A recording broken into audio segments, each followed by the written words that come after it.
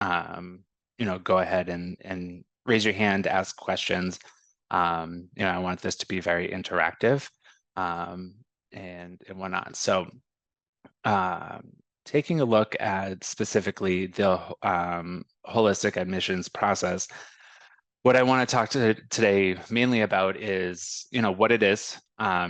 Talk about I have a rubric that I use, but also I would love to be able to share it with you if you feel that you would like to, take on this approach, but also be able to have some sort of rubric to be able to document everything. Talk about some best practices, timelines for review, and then obviously our next training, I'll get into a little bit more detail about that. But what I wanted to first take a look at is Framingham's mission statement. And one thing that really stuck out to me is, it's an environment that supports active collaborative learning. Students work closely with faculty to engage significant bodies of knowledge and develop their ability to gather and evaluate information, communicate effectively, think critically and creatively, reason quantitatively, and apply information and emerging technologies. That's a lot of stuff that, we try and do at the university to better support our students, but also to, promote our programs and, better support our alumni once they have graduated.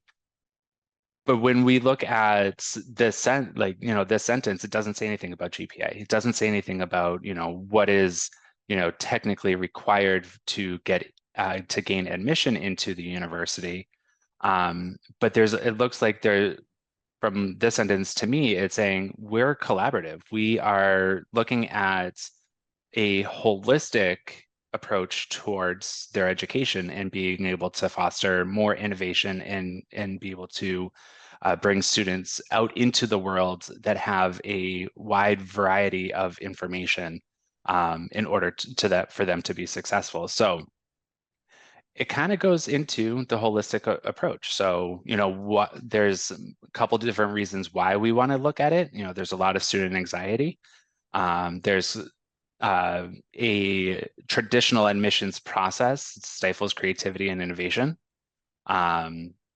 There's learning for examination. So if you're taking the GREs or the GMATs or the Miller Analogy Test, the MTELs, anything like that, people are struggling to learn to be able to take the exam, but also at the time, sometimes there's so much more anxiety when they go to take the exam that they forget everything.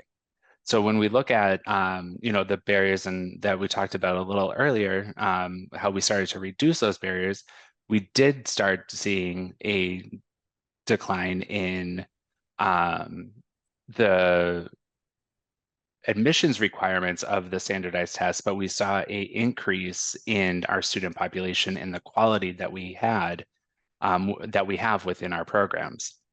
There's also shadow education. So if you're not familiar with shadow education, it's more of external tutoring that you don't see on a transcript or that you don't see in the actual academics area, but also, and then we also have workforce preparation. So, people come to Framingham State to get a professional degree or a professional master's program because they are looking to advance in their specific career or they're changing careers or whatnot. So some reasons, just taking a look at the whole approach, these kind of stuck out to me, and it's based off of our mission statement, really. So a little bit of background. Globally, college admissions has generally been driven by largely by examinations measuring either general aptitude or national curricula. So this was, back in 2015 when a lot of the research had started to focus more on the holistic approach and seeing why is there a change in test scores, GPAs, external environments to getting into grad school. So what the holistic review process kind of looks like, it's a whole file review. It's a review that increases consideration of all other components of the application packet, such as personal statement, letters of recommendation, research, productivity, and/or traditional quantitative metrics, like the GPA or standardized test scores. So I'm not saying that, standardized test scores or GPA are a negative thing, but there's a lot more to the application and the application process itself. Also places a greater emphasis on skills and experience, and it minimizes dependence on quantitative metrics that may reflect as, kind of like fixed mindsets that may lead to unfavorable outcomes in programs which are critical, which critical and analytical thinking are critical for success. And there's the goal of holistic review is to prevent a single part of the application package from being disproportionate in the admissions process. And then one of the principles by which holistic review may succeed is that it helps you point out that there's the strength of an applicant in one area may overcome the weakness in another.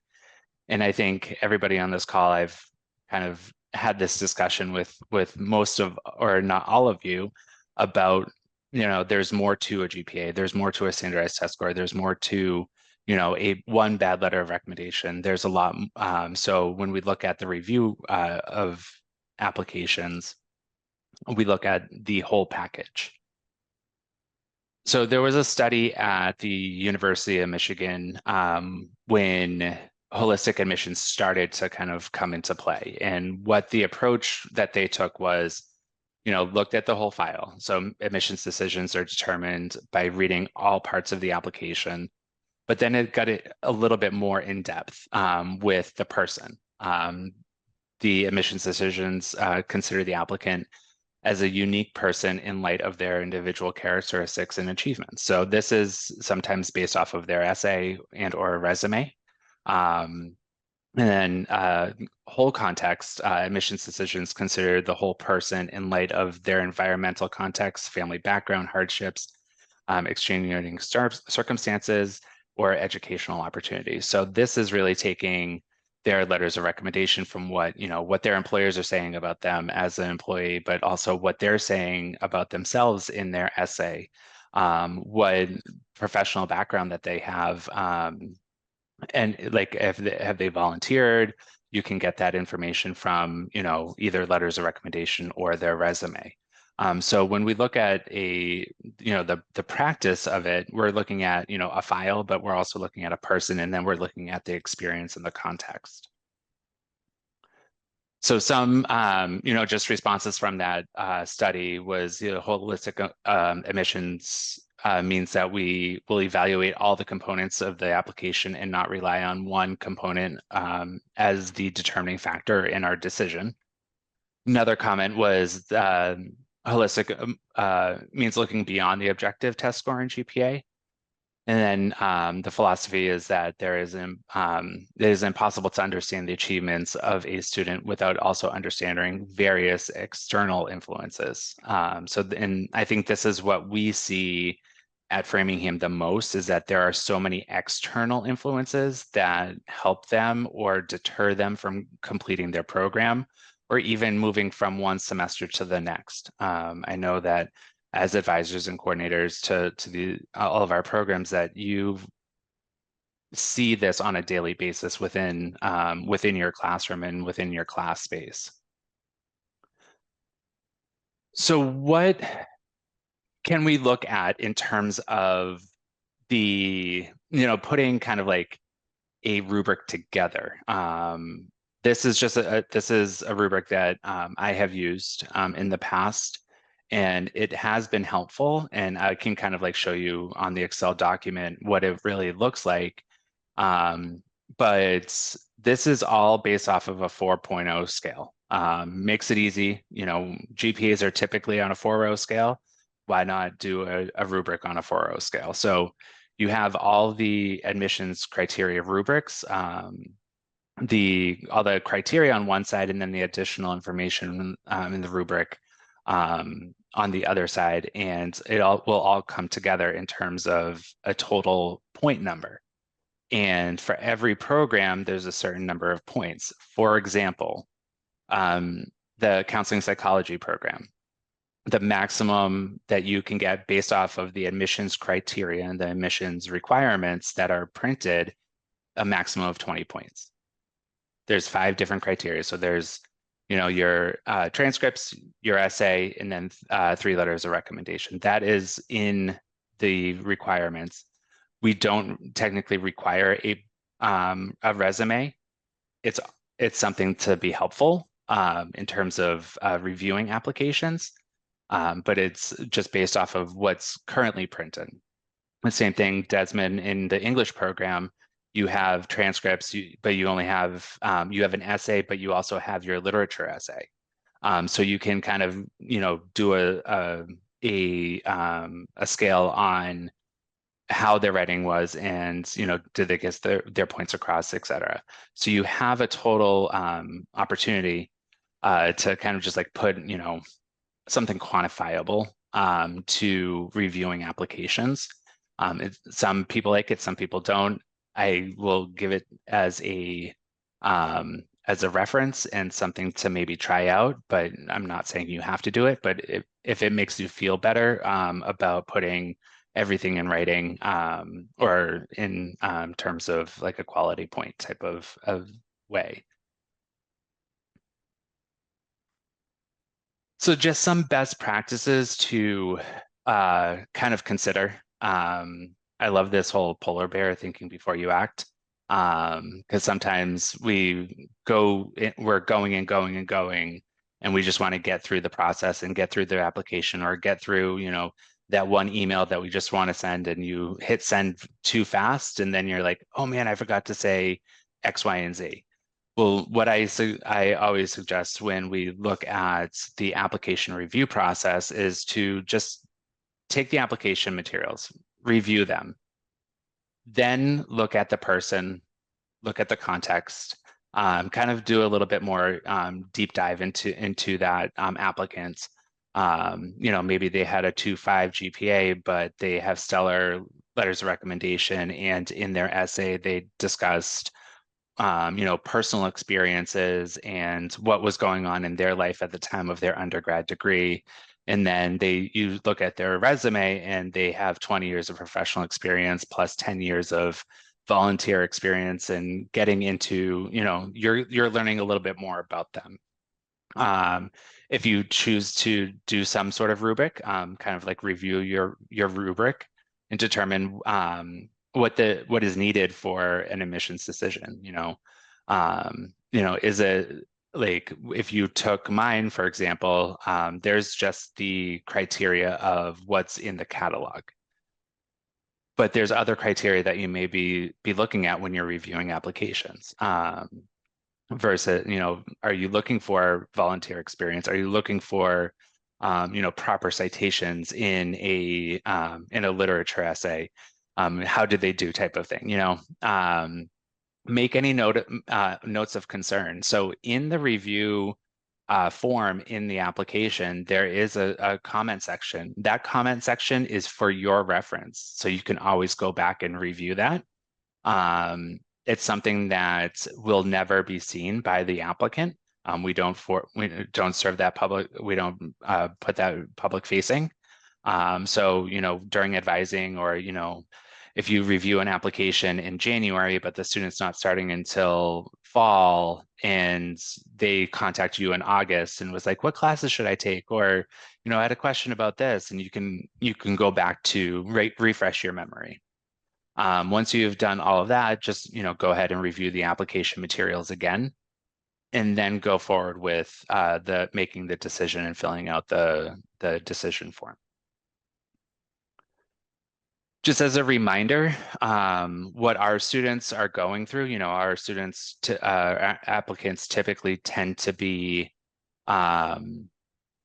working adults that have families that are, thinking that right now, today is going to be a great day to apply to college. And then, 3 or 4 months later, they're like, oh man, my application's still incomplete. So our applicants do take weeks and if not months to collect all the documentation that is needed to prepare their application. So they're anxious in general about going through the process and they want a decision. So once their application is submitted and complete, then now they're really anxious about getting a decision and are they going to be admitted or are they going to get denied or do they need to take additional courses in order to get their GPA up or whatnot. So they will be anxious through the application process. That tends to be shown on our ends, on the admissions ends, with students emailing almost every other day. Oh my God, have you heard anything? Or when will I find out? Type of thing. But they're also looking at their life and they have to develop their, kind of figure out their life schedule. If they are going to be on campus and they have a family, who's going to babysit? Or, are they going to hit traffic on Route 9 at 5 o'clock on a Friday or a Monday to be able to get to class on time? And then they're also looking at finances, like how am I going to be able to, afford this? How do I pay for school? And this really tends to go into, one of the reasons why I'm doing the financial literacy program is we do see a lot more students that are asking for federal financial aid or opportunities to, apply for different scholarships or, we have had a new student scholarship this year. It's the first time that we've ever given out scholarships through DGCE since I've been here. And that we had almost 45 applications to review, and we were only able to grant 2 scholarships. But we had to go through this process with our students because they're looking and they're waiting until they get those decisions on aid to be able to depend, how many classes am I taking in the semester or whatnot. We, as an admissions department, tell students that once your application is complete, we should have a decision within 2 to 3 weeks. And this is the average amount of time that students should be expecting a decision. Once we hit the 4-week, 5-week, 6-week mark, we've lost them. They're never coming. They have moved on and they've applied to multiple schools, and they're not going to come to Framingham if we can't make the decision to either admit or deny the student within 3 weeks.